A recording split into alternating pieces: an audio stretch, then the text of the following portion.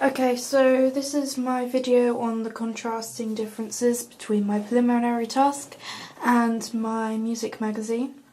This is the front cover of my preliminary task. This is my front cover of my magazine. This is the contents page of my preliminary task. And this is my front cover magazine contents page. There are very distinct differences. Part of the reason why this is because obviously one of them was created for a school magazine and the other one was made, for a rock music magazine.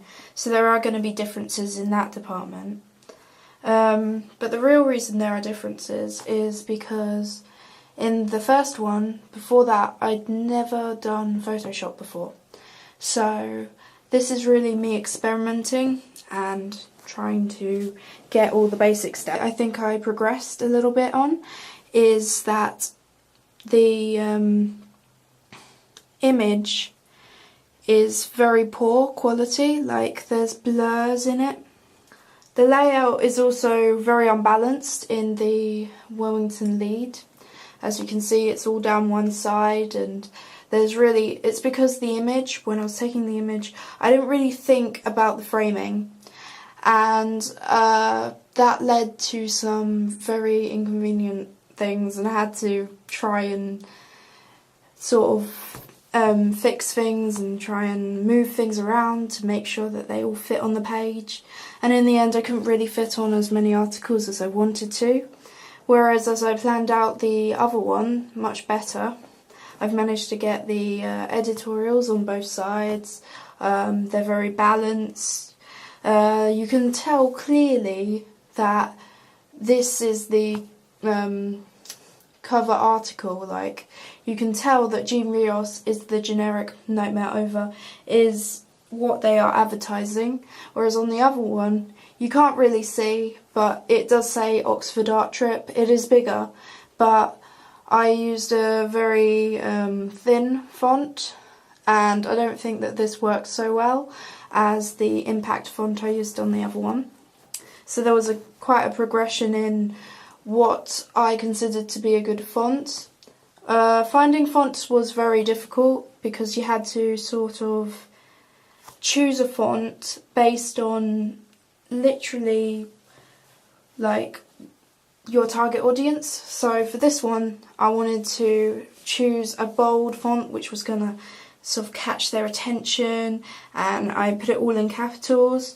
In the preliminary task I was using very neat sort of lettering. I used not capitals for all of it, and I'm not sure. I think part of the reason why is because it was such a formal magazine. I think I probably wouldn't have changed that part if I was to redo that task, because that might just be the way most school magazines are.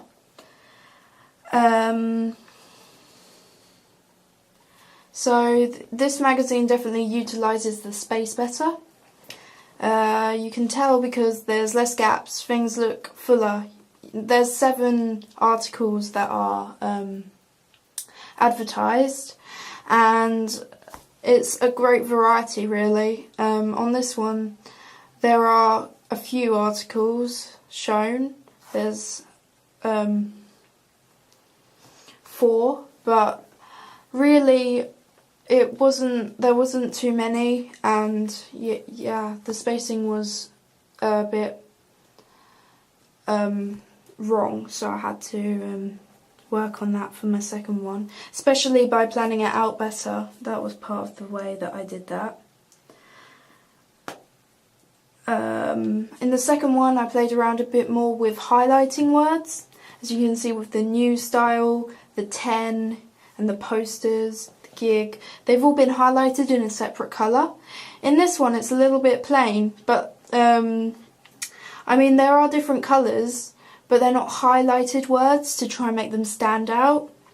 And none of them are bigger than the others on one line, whereas I've managed to make the new on this line bigger, the gig bigger. Obviously the numbers are bigger on this one. It took less time to make the music magazine because I knew what I was doing. In the preliminary task I was very new to it, and everything I did I really had to look up first. I learnt from Target Research that the front page should have capitalised text. I'm not sure if that's similar in the other magazine, but I'm pretty happy with the way this one turned out because it looks very professional, because I've researched and looked at all the magazine conventions, such as the blank background, which wasn't present in this magazine, which makes it look like a photo shoot, which obviously this one didn't, and the pose is very natural compared to this exaggerated pose that we've got.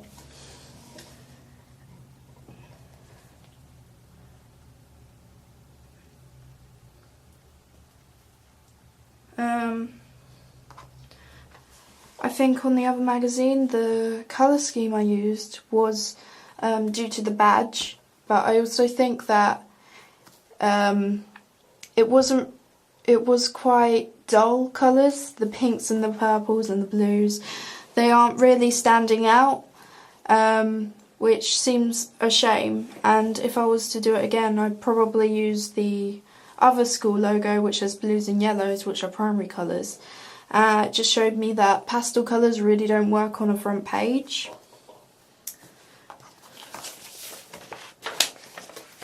The language is very formal on this magazine. It's because obviously it's a school magazine, but also it's not got very good, like very long descriptions for things.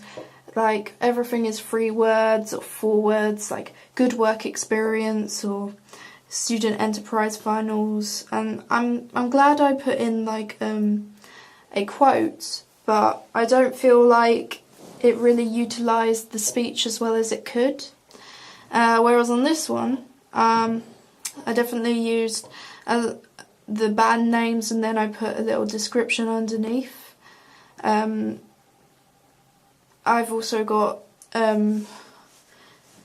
a note for the readers. You've got all of the different sort of summaries underneath what the title says, which I think helps the reader to understand what they're going to possibly be buying. There's definitely a clear progression from my preliminary task to my music magazine. I brought fonts from the front page to the contents in both, which is something that definitely I learnt in the preliminary task was a good idea, and so I kept going with it. So you can see the front page fonts and then they're the same fonts in the contents page. The contents page fonts are exactly the same as the front page fonts, except that I used one more font for the contents page for the summaries, which then I did use in my double page spread, so it really carried the house style through. As you can see, I've used the impact font on both of these. For the title stuff, and I've used the smaller text for a summary. I think that the design elements in the second one were more pronounced than in the first. You can tell there's a lot of design elements in here. You can see the barbed wire, the arrows, you can see the cross and the play button. Whereas on the preliminary task you can't really see any design features other than possibly the rectangles, which I did use in the other one as well because I realised they looked pretty good. But I don't think that there was as much character to this one due to the fact that it didn't have very many design elements. The bottom there was a design element there where it looks like the paper's ripped. But there are a lot more in my music magazine. As you can tell, there's the arrows, which have been carried out throughout all of it. There's the dotted lines, which I used. And there's also the barbed wire, obviously. Images were thoroughly edited in my Uprise one because it was my main task and we spent a lot of time on it. You can see I put a lot of filters on it. I used the shaping tool for much of it. So you can tell that I spent a lot of time sort of cutting it out and putting different layer effects on it and editing any blemishes out, which really helped the design. Whereas on this one I didn't have that much time, and I think that what I did do, I did quite well, but I didn't edit the image at all, which is a shame. On the preliminary task, my colour schemes change a little bit. At first it's just the blue, the pink, the purple, and then you can see the yellow in the background in the whitewash of this. I don't think it goes very well, and so I didn't change any of the colour scheme on my other one. I've got the red, the grey, the white, the black and the yellow, and it's exactly the same in the contents page.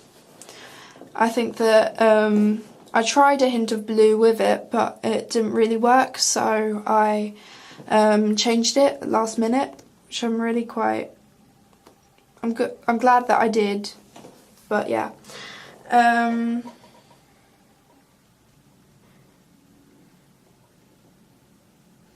So I sort of learnt what works well.